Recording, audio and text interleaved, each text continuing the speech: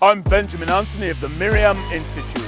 I'm born and raised in the UK, moved to and live in the State of Israel, had the high privilege of serving in the Israel Defense Forces, and I've lectured about my military experiences throughout the English-speaking world. This is my TV show, Israel Outside In.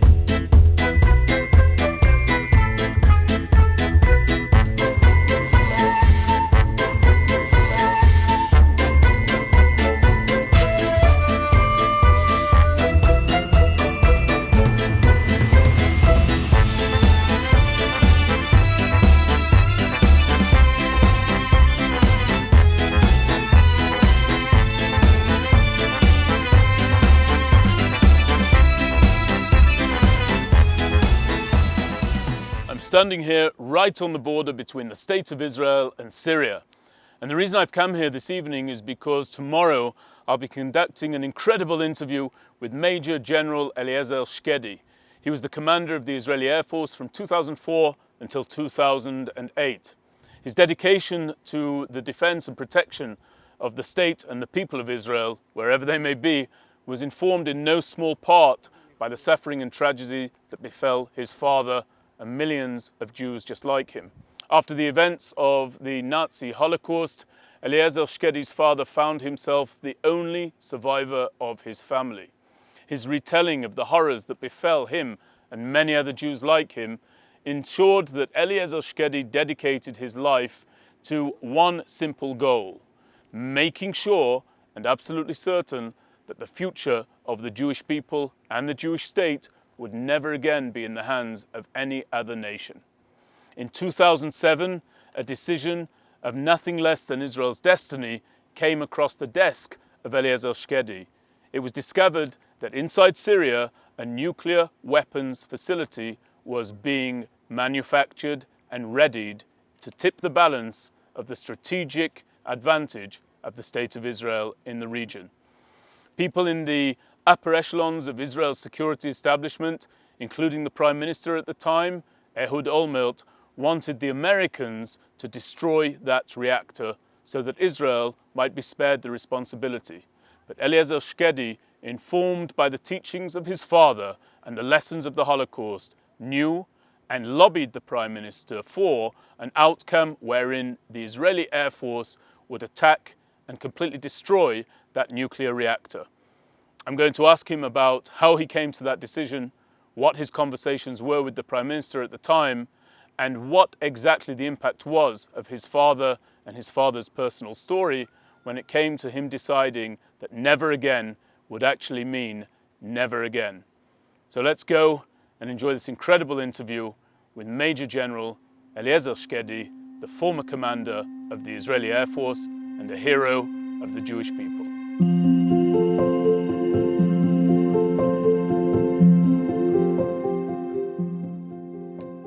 Okay, thank you very, very much for being with me here. Thank you for inviting me into your home. Major General Eliezer Shkedi, former commander of the Israeli Air Force. You served there as the commander of the Israeli Air Force, the vaunted Israeli Air Force, from 2004 to 2008.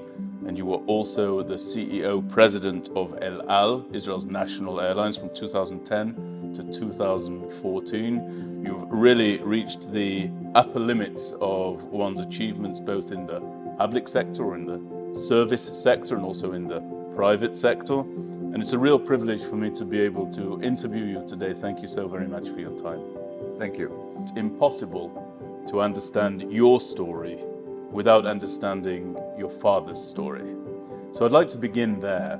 Can you tell me as a little bit about your father's story? Moshe Mandel Shkedi was born in Hungary in a very small village named Tolchva. In the war, he jumped from a train and he reached the glass house in Budapest. His mission there was to go every day and to bring Schutzpasses to Jewish people across Budapest. Schutzpass was a fake Swiss certificate. So if someone will catch them, the Nazis will catch them, maybe it will help. After the war, he came back to his village, waiting, hoping that someone will come back. He waited there about 2 years. After 2 years, he realized that no one is going to come back. He is alone in the world. The fact that I'm talking to you is a miracle by itself. As you can understand, all his family was murdered by the Nazis in Auschwitz, and he decided to come to Israel. He came to Israel, and he devoted all his life to education. From his point of view, there are two main issues. The first one is education, education, education. And the second thing, the survival of the state of Israel and the Jewish nation. Let's say, defensive and offensive capability of the state of Israel to survive itself. So he did what he did with education, and he expected me. He didn't say it at all. I just understood it in the back of my mind, that he wanted me to do what I have to do in the Air Force, to do this mission.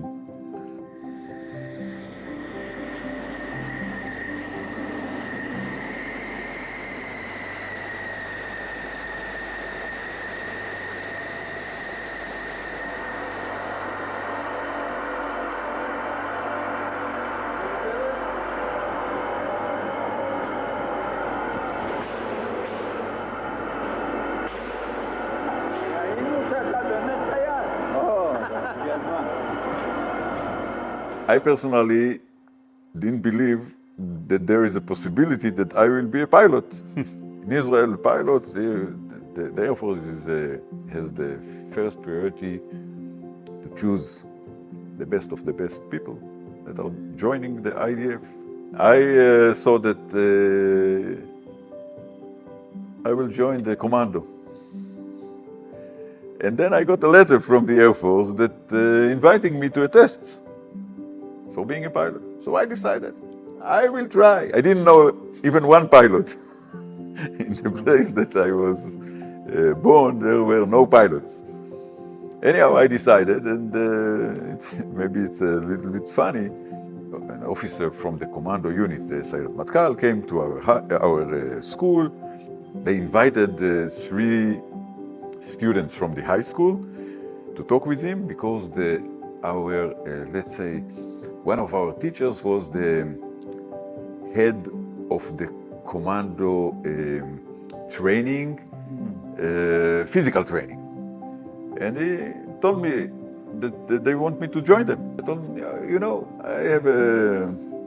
I will join the Air Force, and probably they will throw me after a couple of weeks, months, and I will join you.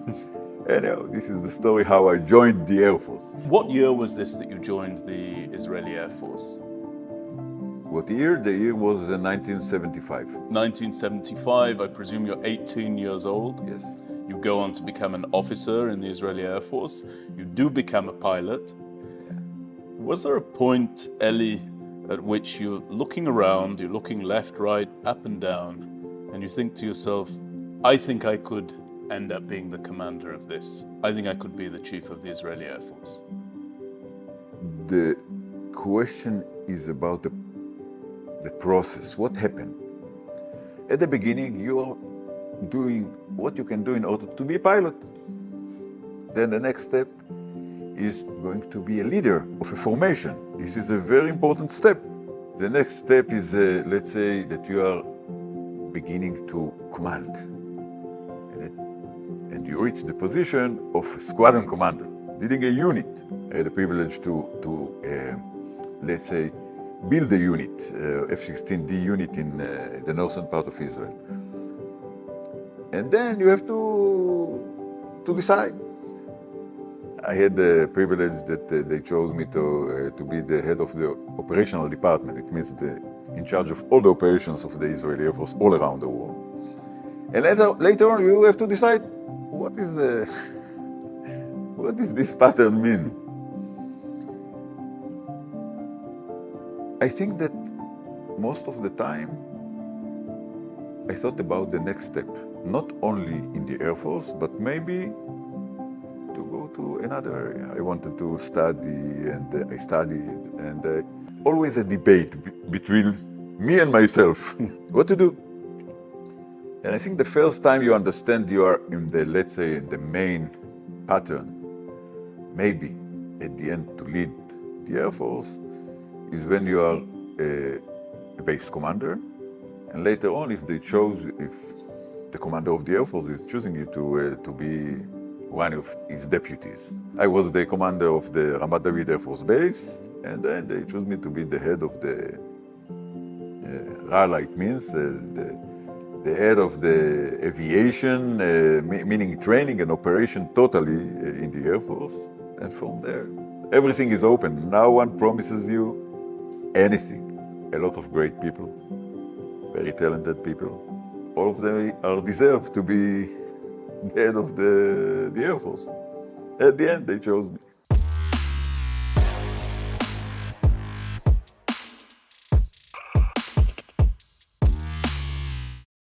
So, as the head of the Air Force, there are many, many things that you did, obviously. For the purpose of this conversation, I want to focus on one event. And that was the event whereby the intelligence branches of Israel, various intelligence branches, discover, to their surprise actually, that there is something being developed, built inside Syria that ends up being a nuclear weapons program.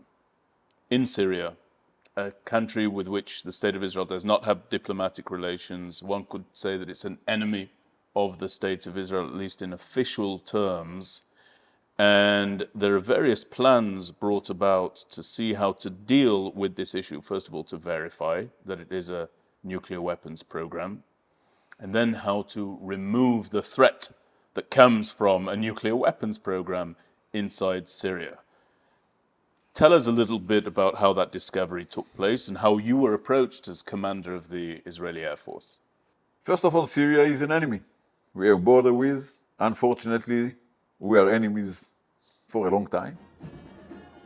And a combination of an enemy with a border with that developed nuclear reactor is a very, very big story from different family, not regular war.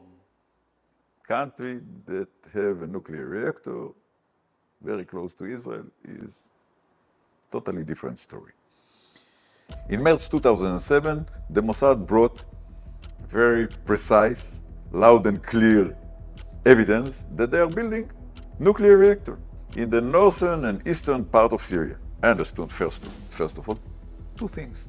The first thing that we have to do, all we can do, in order to destroy it. Professional, understand, plan, do, train, do all we have to do with all our professional capability.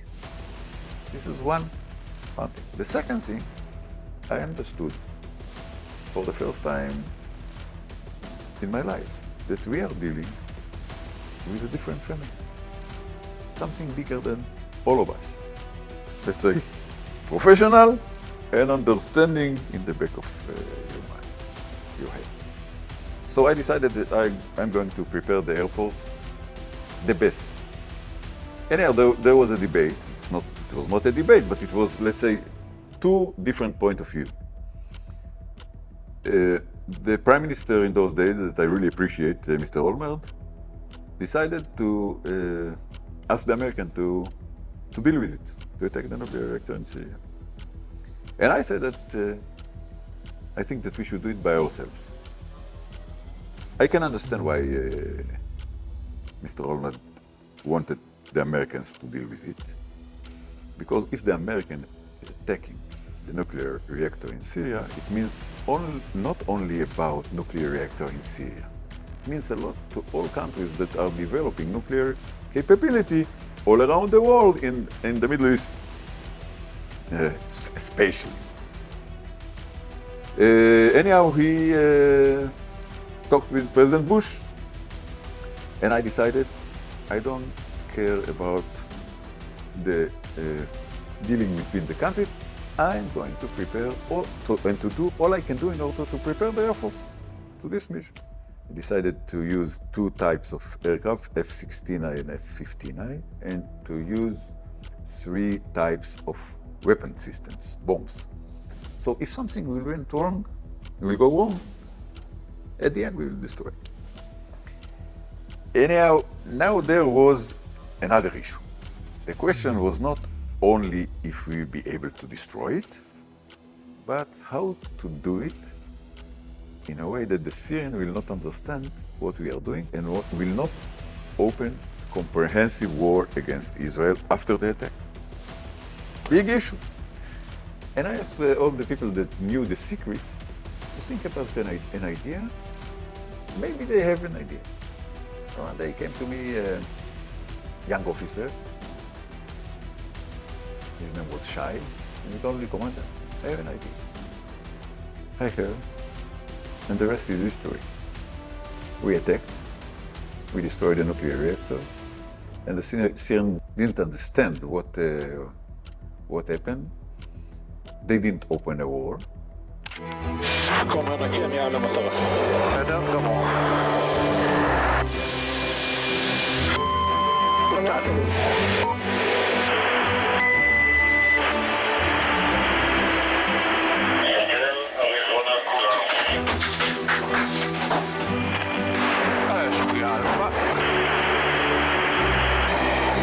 הורדנו 17 טון פצצות.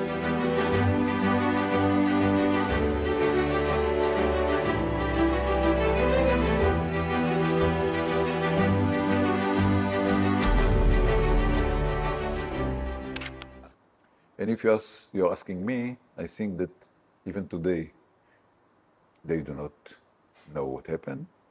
We should leave it like this.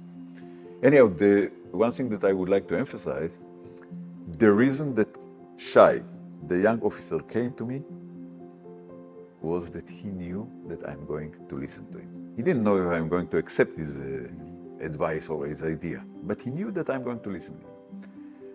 I believe that you are not becoming smarter when you are hearing only yourself. Listen, listen. At the end, you have to take the decision, but listen. Anyhow, no doubt that it was a very important mission for the State of Israel and the Jewish nation. And just imagine what could have happened in Syria. You know what happened with the Daesh and all the issues with the terror there and with the crazy people. If they would have had nuclear reactor in their hands all around the world, and especially in the Middle East.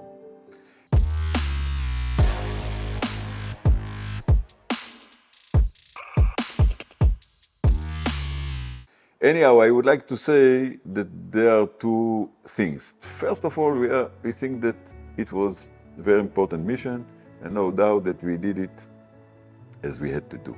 Destroying the nuclear reactor and not open a war. And the second issue is, I think that we were not the story. We were not the story. We are part of the story. The story is the State of Israel and the Jewish nation. And we had the privilege to do something for the survival of the State of Israel and the Jewish nation, much bigger than all of us together. But your determination that the Israeli Air Force should A, be prepared to do this, and B, do it without the Americans, that came from somewhere deep within you. It came from a philosophy, a principle within you. Was that from the father, the teachings of your father? I assume that it is connected. You know, my philosophy about what happened in the past and what happened now and what should happen in the future is remember never forget, and rely only on ourselves. We have friends, we have supporters, we have non-supporters, but at the end, when you're talking about the survival of the State of Israel, at the end, this is an issue of the State of Israel. By the way, I really appreciate Mr. Olmert. He did it very sharp, with courage, with understanding, and he led everything with the Americans and inside Israel. It was not simple, but this is what he did. By the way, we had to prepare ourselves for a comprehensive war, you know. In case they retaliate. Now, this is my understanding. The plan is good, we're going to destroy it, and they will not react and will not open a war. But the ground forces knows nothing. So if there will be a war, it will be through the air. And we prepared ourselves to the attack, and we prepared ourselves to a comprehensive war. And after the attack, I thought to myself, there is a possibility that now we are going to another cell, not to command the attack of the nuclear reactor, but to command a comprehensive war, because no one knows that at the end if they will react or not. So we did what we have to do. And by the way, when I met the pilots and the navigators in the day they attack. This is the first time they knew what they are going to do. Just imagine. They didn't know what the mission was until the day They didn't of know the what attack. was the target. And I told them three things. First of all, what is the meaning of this attack? And the second thing, they are going to do all they can do in order to destroy the target, the reactor. And the third thing, this is something unique since they know me, I told them, you are doing all you can do in order not to shoot down enemy aircrafts and not to reach situation that they are shooting you down. Why? Not because, they know me. You see an aircraft enemy, you should shoot it down. Anyhow, the understanding that if you are shooting down a Syrian aircraft, it can lead to a comprehensive war. Yes. So it was Amazing. Let me ask you a personal question about that. As someone who grew up in the Air Force, took on all of these positions, squadron commander, etc., when it comes to carrying out a mission for the safety of the state of Israel and the people of Israel, a mission that has enormous implications for us here in Israel, is it difficult for you to be in the command and control center? Do you not want to be up in the air flying the missions? every pilot wants to be in the airplane, Right. the aircraft. But I think that every fighter, pilots, widows, dream that at the end they will have the opportunity to do such a mission.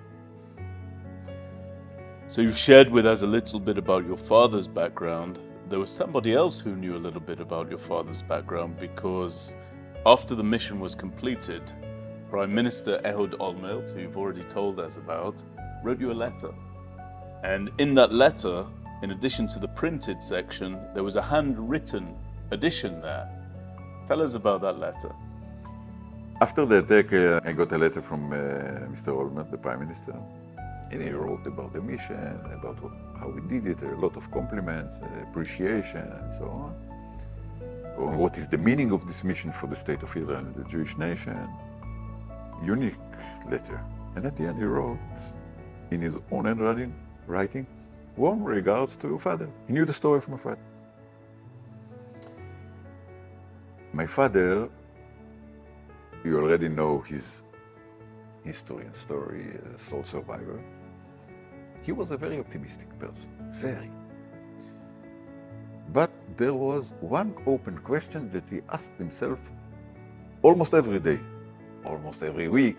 He asked himself, and he asked my sister and me all the time, why I survived and all my family was murdered by the Nazis. I told him, Father, what could you do? You jumped from a train, you was not with them. What could you do?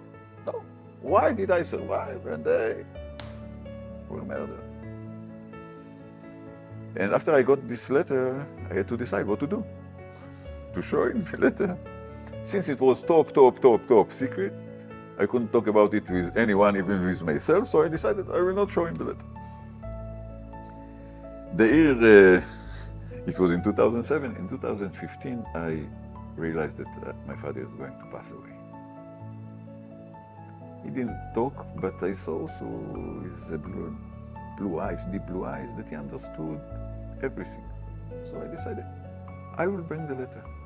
I came with the letter, I showed him the letter, and I read it for him. And then something, I don't know if it was, he began to cry, and I saw a big relief in his body language.